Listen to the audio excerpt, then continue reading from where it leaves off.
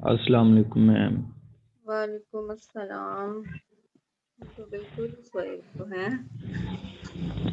Ma'am अभी उठे हैं थोड़ी देर पहले। अस्सलाम वालेकुम मैम। वालेकुम अस्सलाम, क्या हाल है?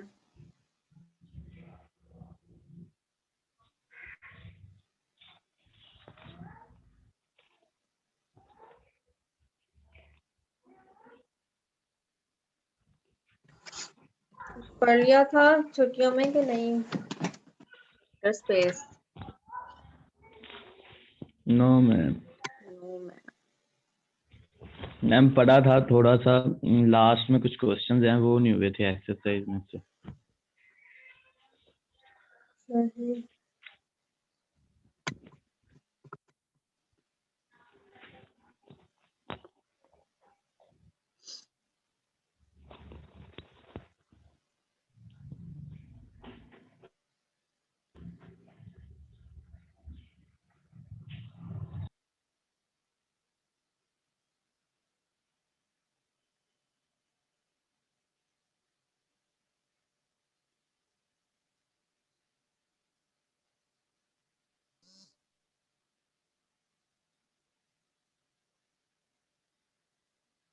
चलिए शुरू करते हैं। वेक्टर स्पेस क्या था वैसे कोई बता सकता है? पहला पढ़ते तो अगला आना था ना, ये क्या बात हुई पहला पढ़ के नहीं आई?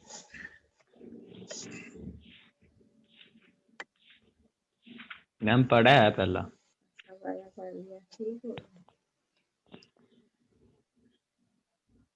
क्योंकि इसमें सारी ही थ्योरी है जो हमने करनी है।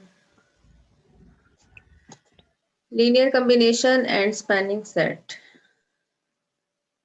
लीनियर कॉम्बिनेशन हमने फर्स्ट चैप्टर के अंदर भी थोड़ा सा पढ़ा था कि मैट्रिसेस की लीनियर कॉम्बिनेशन कैसे लिखते हैं। ठीक है, नाम से पता चल रहा है लीनियर है और कॉम्बिनेशन है। कॉम्बिनेशन का मतलब कि एक से ज्यादा उसके अंदर यहाँ पर हमारे पास वैल्यूज मौजूद होंगी। A vector W is called a linear combination of the vectors. कोई सा वेक्टर W है वो भी वेक्टर स्पेस का ही होगा, जाहिर सी बात है। ठीक है, a vector W is called a linear combination of the vectors. Vector हमारे पास कोई 1 से लेकर R तक वेक्टर्स हैं। ठीक है, R वेक्टर्स हैं। If it can be written in the form, अगर हम W को इस तरह से लिख सकें, किस तरह से? W is equal to K1 V1, जितने हमारे पास वेक्टर हैं, R वेक्टर्स हैं, तो हमारे पास R ही कांस्टेंट मौजूद होंगे। कांस्टेंट्स को हम नाम दे देते हैं K1 K2 up till KR। ठीक है, जिस तरह से वेक्टर्स की नोटेशन है इसी तरह से हम क्या करते हैं, कांस्टेंट के लिए भी वही स्क्रिप्ट डाल देते हैं। K1 V1 plus K2 V2 plus so on up till KR VR। ठीक है, सारे वेक्टर्स को आपने क्या करना है, स्केलर्स के साथ मल्टीप्लाई करना है, K1 K2 up till KR, और उन सबको क्या कर देना है, ऐड कर देना है। ठीक है, तो W को अगर हम इस फॉर्म में लिख सकें, where all KI's are scalars, if R is equal to 1 then W is equal to K1 V1। ठीक है, अगर हमारे पास सिर्फ एक ही वेक्टर मौजूद हो V1 तो भी हम लीनियर कॉम्बिनेशन बना सकते हैं। W को कैसे लिख सकते हैं, K1 V1। ठीक है, तो कोई भी वेक्टर W लीनियर कॉम्बिनेशन में लिखा जा सकता है vectors V1 V2 up till VR की।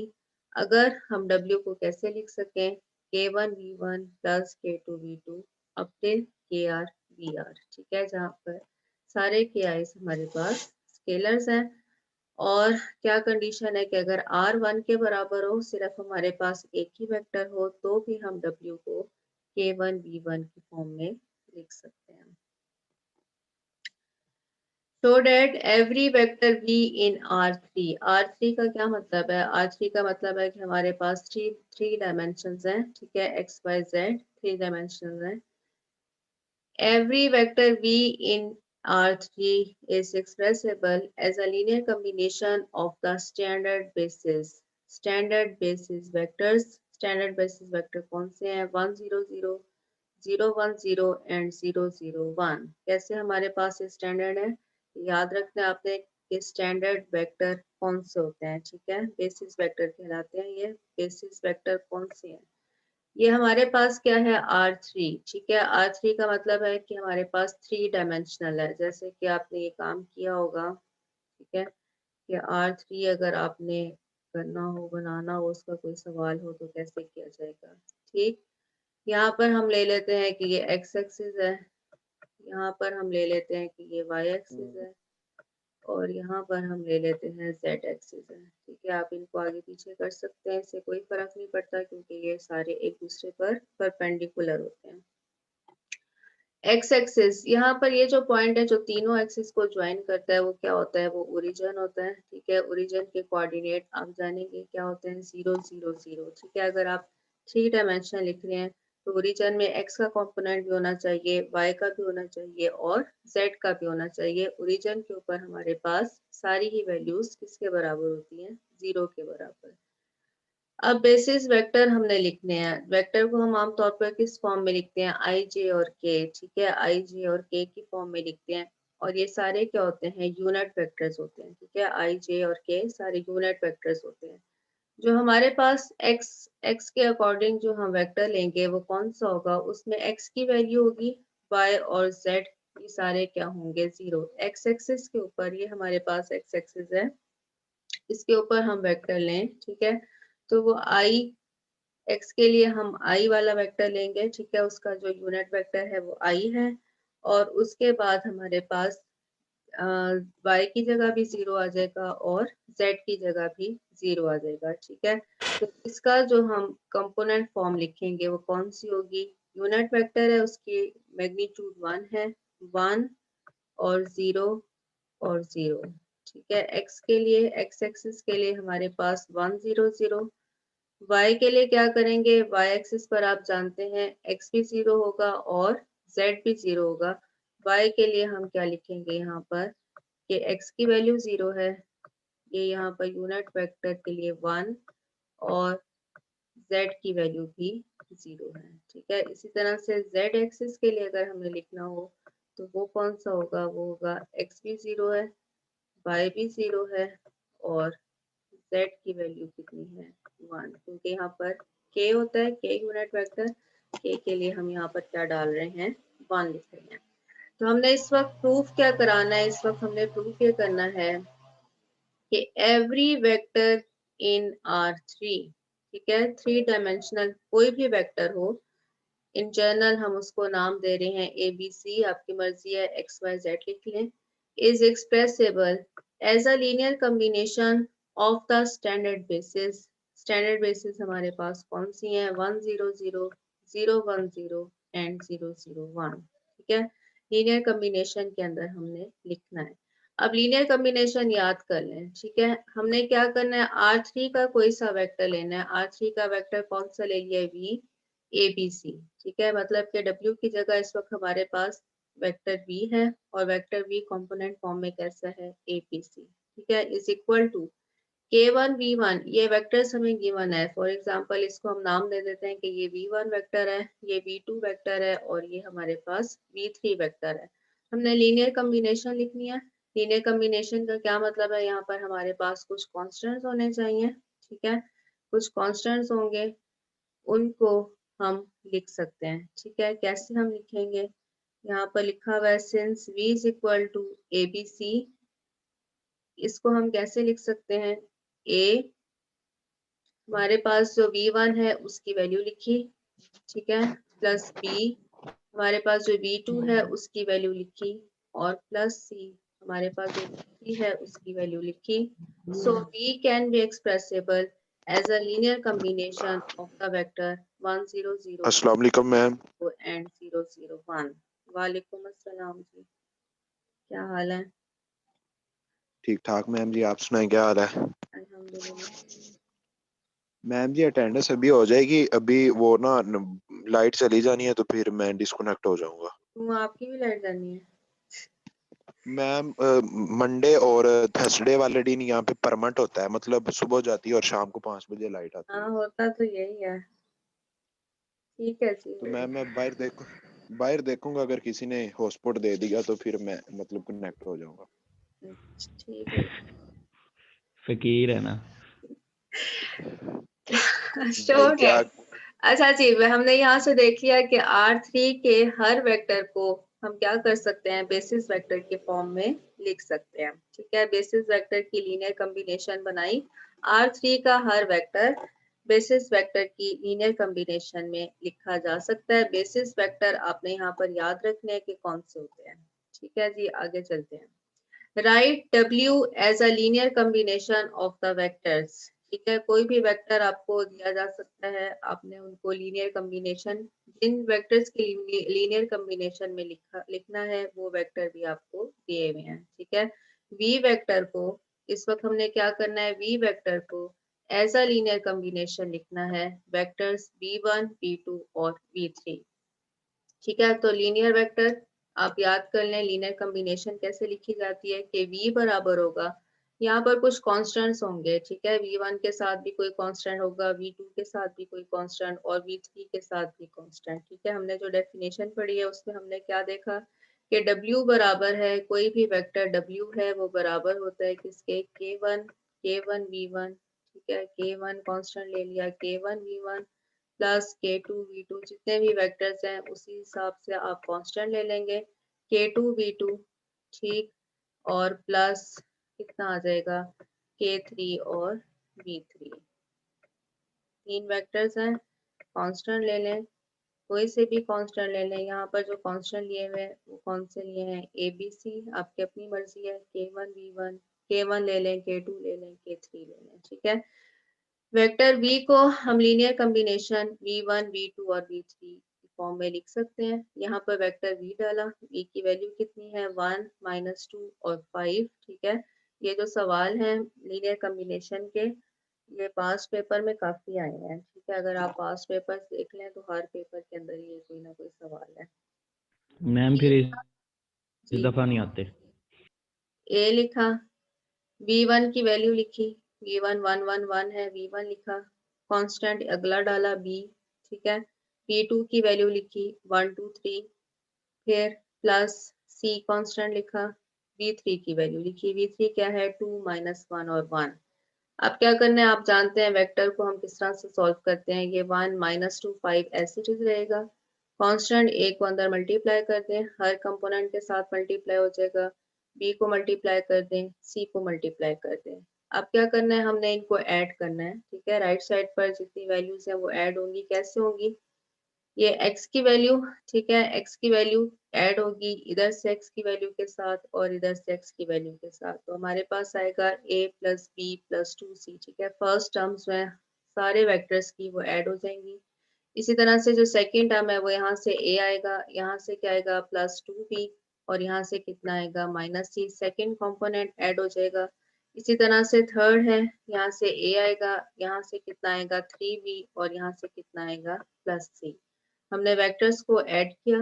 अब दो वेक्टर्स बराबर होते हैं अगर x कंपोनेंट x के बराबर हो, y वाला कंपोनेंट y के बराबर हो और z कंपोनेंट z के बराबर हो। ठीक है, यहाँ से हमारे पास आएगा 1, 1 किसके बराबर होगा, पहली टर्म के a + b + 2c। ठीक है, अब यहाँ से आएगा -2, -2 किसके बराबर होगा, a + 2b - c। ठीक है, और यहाँ से आएगा 5, 5 किसके बराबर होगा, a + 3b + c। इतना तो हमारे पास काम हो गया। हमारा काम क्या है, हमारा जो मेन इस वक्त हमने फाइंड करनी है वो वैल्यूज वो क्या होनी चाहिए, वो ये है कि a, b और c जो हमारे पास तीन कॉन्स्टेंट्स हैं जिनको हमने लीनियर कॉम्बिनेशन में लिखा था, यूज किया था, उन कांस्टेंट्स की हमने वैल्यू फाइंड करनी है। ठीक है, सारे ही लीनियर कॉम्बिनेशन के जो सवाल हैं उनमें काम क्या करना है कि जो हमारे पास कांस्टेंट है ए बी सी, इस वक्त हमने तीन कांस्टेंट लिए हुए हैं, उनकी वैल्यू फाइंड करनी है। अब वापस आ जाएं जी अपने डिटर्मिनेंट और वो जो मैट्रिसेस थे उनके ऊपर।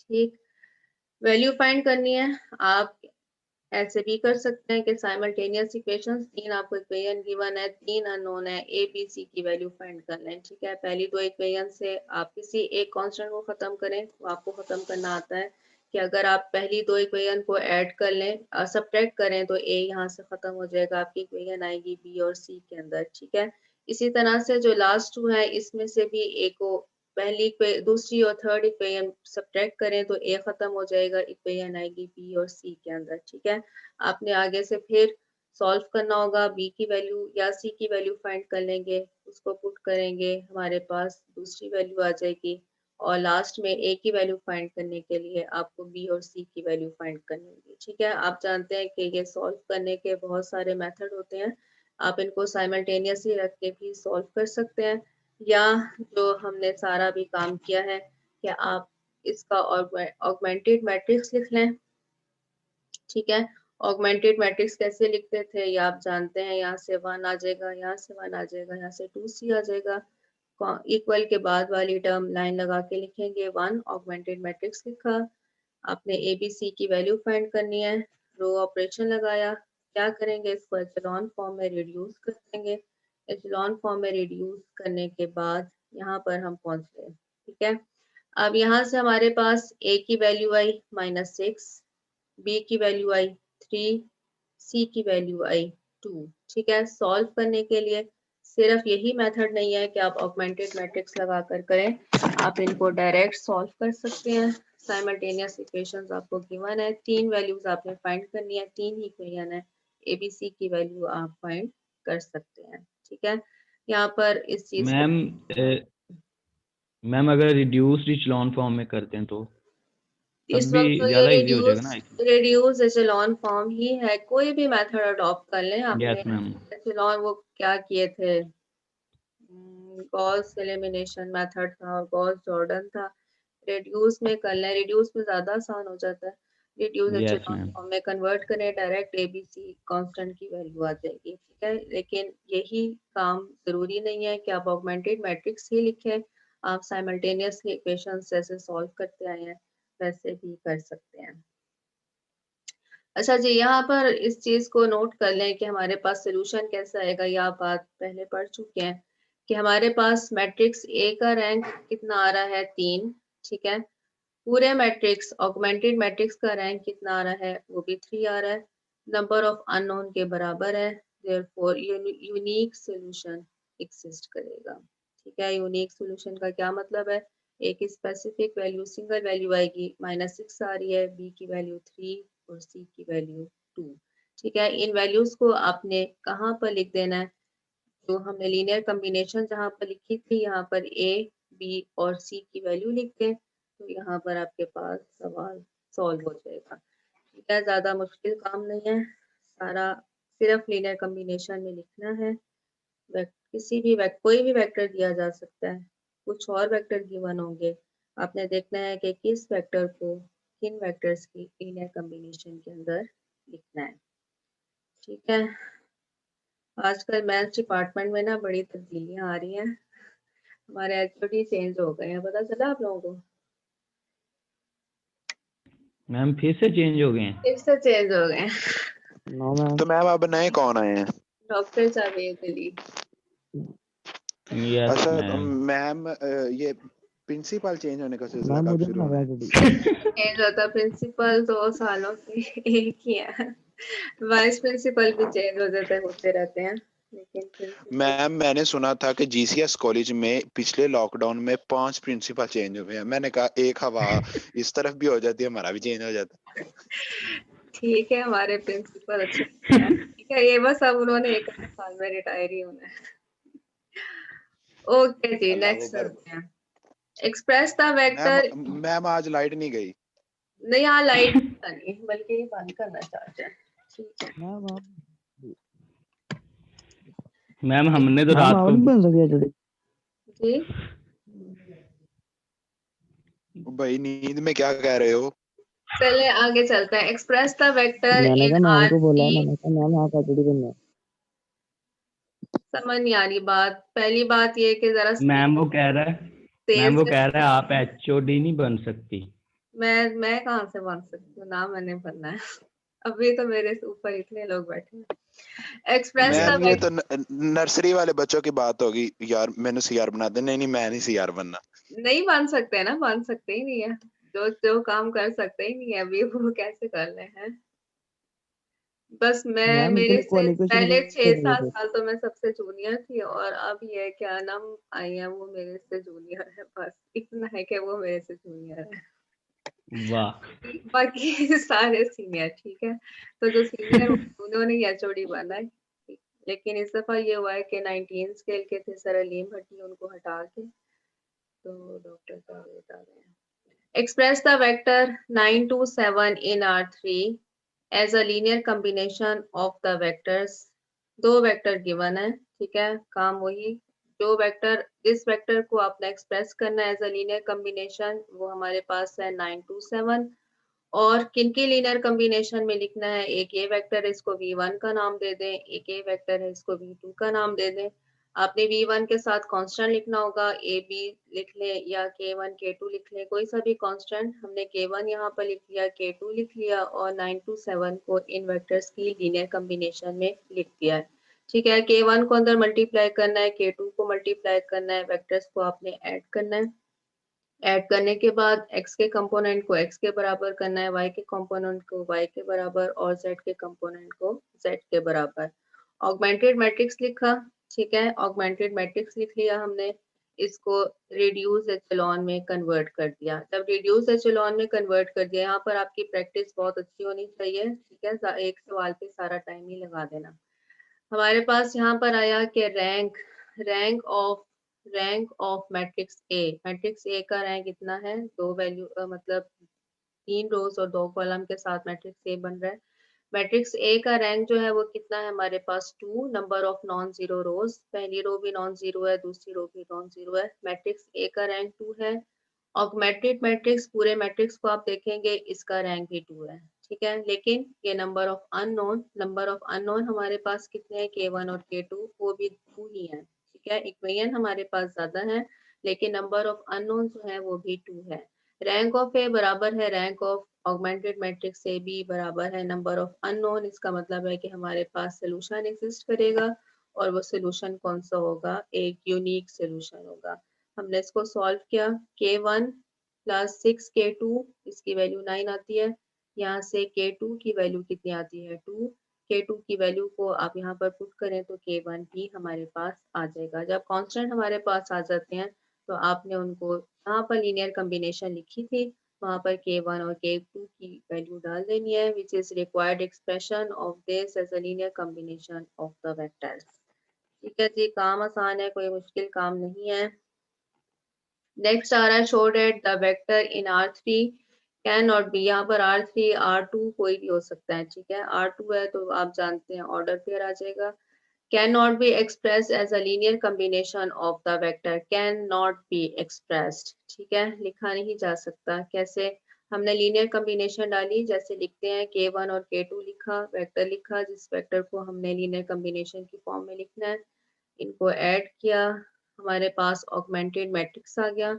जब ऑगमेंटेड मैट्रिक्स आ गया, इसको हम रिड्यूस एचेलॉन में कन्वर्ट कर रहे हैं, तो यहाँ से अब आपको पता चलेगा क्या, कि हमारे पास रैंक ऑफ ए किसके बराबर आ रहा है, रैंक ऑफ ए बराबर है 2, और रैंक ऑफ ऑगमेंटेड मैट्रिक्स वो किसके बराबर आ रहा है 3।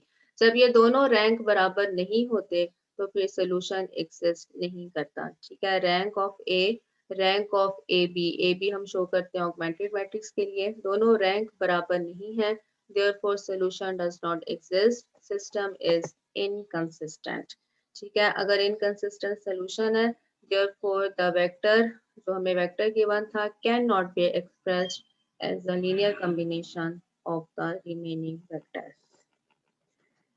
यहाँ तक कोई प्रॉब्लम हो, बहुत आसान काम था। आगे चलेंगे फिर डेफिनेशन पर, के सोए में है।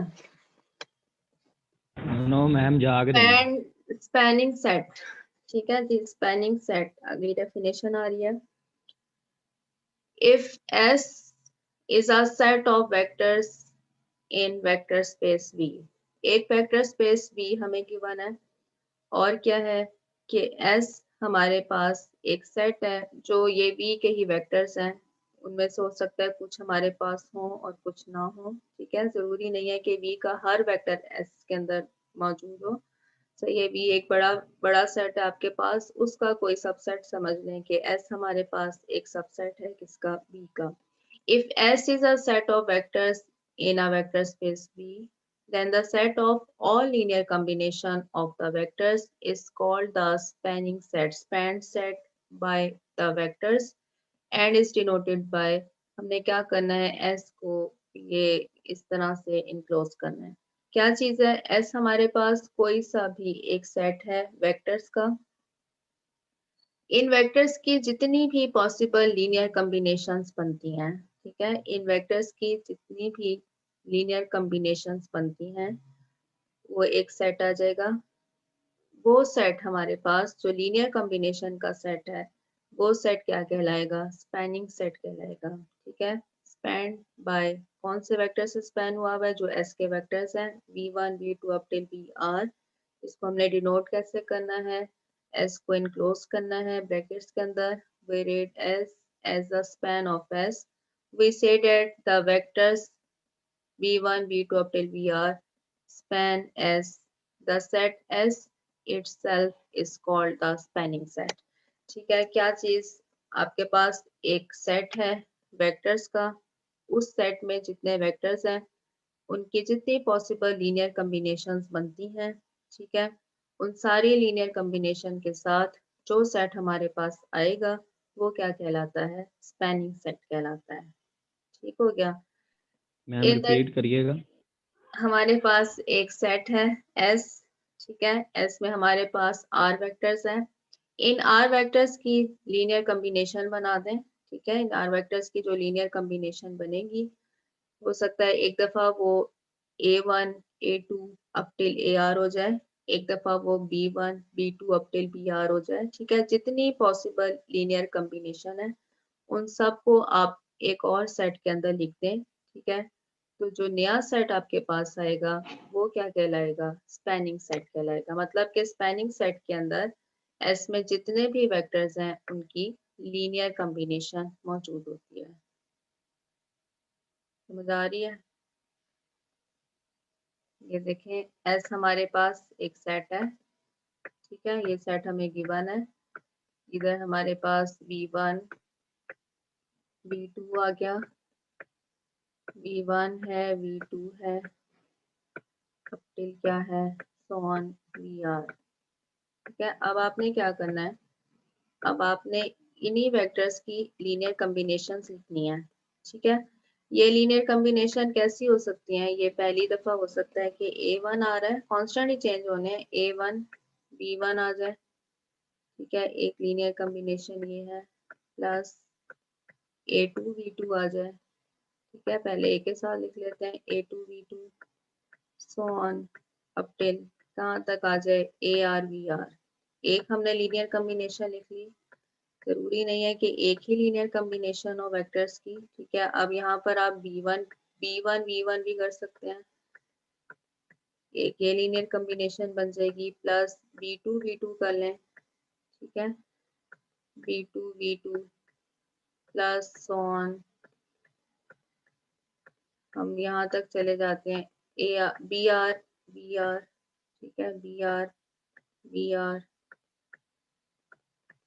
एक ये लीनियर कॉम्बिनेशन आ गई, एक ये लीनियर कॉम्बिनेशन है। इसके अलावा आप और भी लीनियर कॉम्बिनेशन लिखते हैं, इन सारों को एक सेट में लिख दें, ठीक है।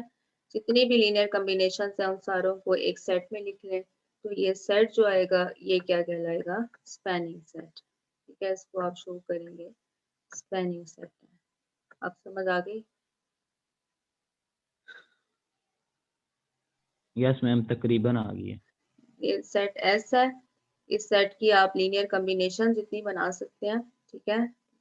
एक दफा बना ली, दूसरी दफा लीनियर कॉम्बिनेशन लिख ली, हो सकता है Z तक ही हम पहुंच जाए, Z1 V1 Z2 V2, ठीक है। जितनी भी पॉसिबल लीनियर कॉम्बिनेशन है वो सारी यहाँ पर लिख दी।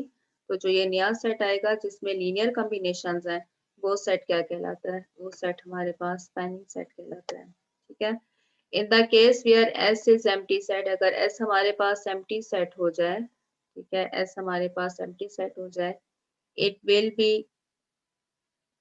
it will be convenient to agree that span of empty set is equal to 0. किसी empty set का span किसके बराबर होगा? 0 वेक्टर के बराबर होगा। क्यों? क्योंकि हमारे पास कोई भी वेक्टर हो, ठीक है, उसको हम 0 के साथ मल्टीप्लाई कर सकते हैं। एक कांस्टेंट ही हमने यहाँ पर लिखना है ना, a1 को हम 0 कर देते हैं, 0v इक्वल्स टू 0, ठीक है। तो एम्प्टी सेट का जो स्पैन है उसमें हमारे पास 0 वेक्टर आता है। ये क्या कहते हैं, एमसीक्यू के लिए ये चीज इम्पोर्टेंट है। एम्प्टी सेट का स्पैन किसके बराबर है? 0 वेक्टर उसके अंदर आता है। एक सेट है जिसके अंदर 0 वेक्टर है। आगे चलते हैं जी। स्पैनिंग सेट हमने देख लिया क्या होता है। टेस्टिंग फॉर स्पैनिंग सेट काम वही करना है जो पहले करते आए हैं। Show that the vectors 1, 2 and 3, 5 span the vector space R square, ठीक है। ये वेक्टर जो है कौन कौन से वेक्टर हैं? 1, 2 और 3, 5 स्पैन करते हैं किसको? वेक्टर स्पेस R स्क्वायर को, R2 को, ठीक है। अब R2 के एलिमेंट कैसे होते हैं? R2 में हमारे पास XY की फॉर्म में वेक्टर्स होंगे। हमने क्या शो कराना है कि R2 का कोई भी वेक्टर, R2 का कोई भी वेक्टर इन वेक्टर्स की, ये जो वेक्टर हमें गिवन है, क्या उनकी लीनियर कॉम्बिनेशन में लिखा जा सकता है या नहीं लिखा जा सकता, ठीक है। Show that the vector span the vector space R square. R square का कोई सा भी वेक्टर लेंगे, इन जनरल हमने ले लिया XY इन आर स्क्वायर, ठीक है। क्या ये इनकी लीनियर कॉम्बिनेशन में लिखा जा सकता है? लीनियर कॉम्बिनेशन में लिखने के लिए हमने क्या किया कि XY को बराबर लिया। एक वेक्टर हमें 1, 2 गिवन है, V1 वेक्टर है, इसके साथ हमने K1 लिख लिया, प्लस एक V2 वेक्टर गिवन है, उसके साथ हमने कांस्टेंट K2 लिख लिया। अब हमने क्या करना है? काम वही है कि आपने इधर से K1 और K2 की वैल्यू जो है वो फाइंड करनी है, ठीक है। हमने ऑगमेंटेड मैट्रिक्स लिख लिया। ऑगमेंटेड मैट्रिक्स लिखा, हमारे पास K1 की वैल्यू भी आ गई और हमारे पास K2 की वैल्यू भी आ गई। इन वैल्यूज को हमने पुट कर देना है, जहां पर Vn1 है, जहां पर हमने लीनियर कॉम्बिनेशन लिखी, यहाँ पर K1 भी पुट कर दिया और K2 भी पुट कर दिया। Since any vector V in are square can be expressed, हमने XY को लीनियर कॉम्बिनेशन की फॉर्म में लिख दिया है। Every vector in R square can be expressed as a linear combination of the vectors जो वेक्टर हमें गिवन थे। So the vector 1, 2 and 3, 5 span the vector space R square, ठीक है। अगर किसी भी वेक्टर को, R square के किसी भी वेक्टर को, इन जनरल हमने XY वेक्टर ले लिया है। अगर R square के किसी भी वेक्टर को आप लीनियर कॉम्बिनेशन की फॉर्म में लिख सकते हैं, तो इसका मतलब है कि वो जो वेक्टर आपको गिवन है V1, V2, वो स्पैन करते हैं किसको? R square को, ठीक है। नेक्स्ट चलते हैं। ये आप खुद कर लेंगे, वही काम है सारा। Show that YZ plane, show that YZ plane, YZ plane पर क्या कंडीशन होती है? वहां पर x 0 के बराबर होता है। W is spanned by 0, 1, 1 and 0, 2, -1, ठीक है। क्या करना है हमने? Show that in YZ plane W is spanned by, किन वेक्टर से स्पैंड हो सकता है? 0, 1, 1 and 0, 2, -1। ये दो वेक्टर्स गिवन है, V1, V2 गिवन है। आपने इनके साथ कांस्टेंट लिखने हैं, K1, K2 लिख लें या A, B लिख लें।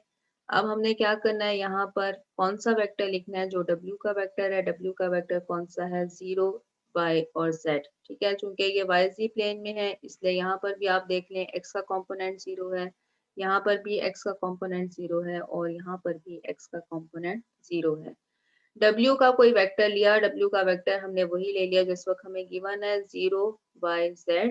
हमने इसको लीनियर कॉम्बिनेशन में लिखा, जो वेक्टर्स हमें गिवन है 0, 1, 1 और 0, 2, -1, ठीक है। हमारा काम अगेन वही है कि हमने A और B की वैल्यू जो है वो फाइंड करनी है। इन्होंने देखें ये डायरेक्ट फाइंड कर लिया है, आप इस तरह से भी कर सकते हैं, जरूरी नहीं है आप ऑगमेंटेड मैट्रिक्स लिखें। दो इक्वेशंस थी, दो इक्वेशन में से आपने क्या करना था, आपने ए और बी की वैल्यूज फाइंड करनी है, ठीक है। तो क्या किया, सब्ट्रैक्ट किया 3 from 2, हमारे पास बी की वैल्यू आ जाती है। बी की वैल्यू जब आती है तो आप उसको किसी भी इक्वेशन के अंदर लिख लें, तो हमारे पास ए की वैल्यू आ जाएगी, ठीक है। इस तरह से भी आप कर सकते हैं। ए और बी की वैल्यू आ गई, आपने इनको यहाँ पर पुट किया, ठीक है। जहाँ पर आपने लीनियर कम्बिनेशन लिखी थी वहां पर ए और बी की वैल्यू को पुट कर दिया। This shows that YZ plane the W is spanned by the vectors, जो वेक्टर आपको गिवन थे क्योंकि उनकी लीनियर कम्बिनेशन में लिखा जा सकता है। इसका क्या मतलब है कि W स्पैन हो जाता है इन दो वेक्टर्स के साथ, V1 और V2 के साथ, ठीक है जी। नेक्स्ट है थ्योरम है, इम्पोर्टेंट है। If S is a set of vectors in a vector space V, then the spanning set is the smallest subspace of V containing S. हमें क्या बताना है कि S अगर हमारे पास वेक्टर्स का सेट है तो जो स्पैनिंग सेट है S का, वो क्या होता है, एक सब स्पेस है, ठीक है। अब सब स्पेस की डेफिनेशन पर वापस आना होगा हमें। S अगर हमारे पास क्या है, एक वेक्टर्स का सेट है, तो जो स्पैनिंग सेट है S का वो हमारे पास क्या है, सब स्पेस है V का, ठीक है। और हमने क्या शो करना है कि S is the smallest subspace of V containing S, ठीक है। सबसे पहला जो हमने काम करना है वो ये करना है कि स्पैनिंग सेट को सब स्पेस प्रूफ करना है, ठीक है। तो इसके लिए हम क्या लेंगे, हम स्पैनिंग सेट के कोई से दो एलिमेंट ले लेते हैं। हम लेट करते हैं कि यू वी जो है वो स्पैनिंग सेट के कोई से दो एलिमेंट है।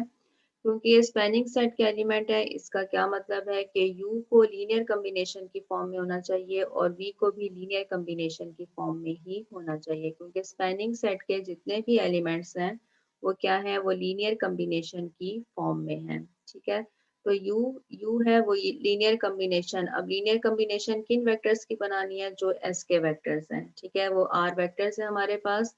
हमने लिखा K1V1 plus K2V2 plus KRVR। U को हमने बराबर ले लिया लीनियर कम्बिनेशन, उसमें हमने कांस्टेंट K डाल दिए। V भी लीनियर कम्बिनेशन की फॉर्म में होगा क्योंकि ये स्पैनिंग सेट का एलिमेंट है। तो V बराबर है A1V1 plus A2V2 plus so on up till ARVR।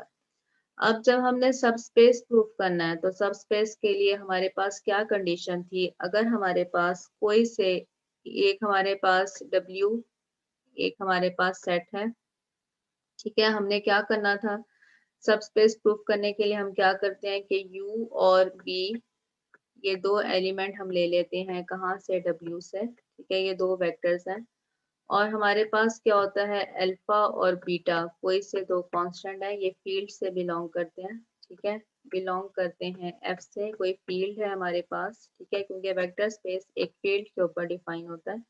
जब हमने सब स्पेस प्रूफ करना होता है तो हम क्या लिखते हैं, जस्ट हमने ये लिखना होता है कि alpha U plus beta V, ठीक है, इन दो वेक्टर्स को जमा किया तो ये कहाँ से बिलोंग करे, ये बिलोंग कर जाए किधर से, W से, ठीक है। सब स्पेस प्रूफ करने के लिए किसी भी सेट को सब स्पेस प्रूफ करने के लिए हमने क्या करना होता है, उस सेट के कोई से दो एलिमेंट लेने होते हैं। यहाँ पर दो कोई कांस्टेंट ले लें, ठीक है, अल्फा बीटा दो कांस्टेंट ले लें। Alpha U plus beta V, इसको हमने प्रूफ करना होता है कि ये कहाँ पर है, ये BW के अंदर ही है। अगर हम ये साबित कर दें, ठीक है, अगर ये प्रूफ हो जाए तो इसका मतलब है कि W हमारे पास क्या है, सब स्पेस है, ठीक है। सब स्पेस की डेफिनेशन एक दफा पढ़ लीजिएगा। ये U लिखा, ये V लिखा, अब हमने कोई से दो स्केलर ले लिए अल्फा बीटा। हमारा काम यह है कि alpha U plus beta V हमने शो करना है कि ये भी कहाँ पर है, स्पैनिंग सेट के अंदर ही है। अब alpha U plus beta V किया, ठीक है, अल्फा K1 आ जाएगा। इसी तरह से आपके पास क्या आ जाएगा, बीटा B A1, ठीक है। B1 के साथ हमारे पास कौन कौन सी दो टर्म्स हैं, एक है अल्फा K1 और दूसरी कौन सी है, बीटा A1। इसी तरह से हमारे पास अल्फा K2 है प्लस बीटा A2 है B2 के साथ एंड सो ऑन। अब ये सारे भी क्या है, कांस्टेंट है, ठीक है। ये भी क्या हमारे पास आ रहा है कि ये भी एक नई लीनियर कॉम्बिनेशन आ रही है, क्योंकि ये लीनियर कॉम्बिनेशन की फॉर्म में है, इसलिए ये कहाँ पर चली जाएगी, स्पैनिंग सेट के अंदर चली जाएगी।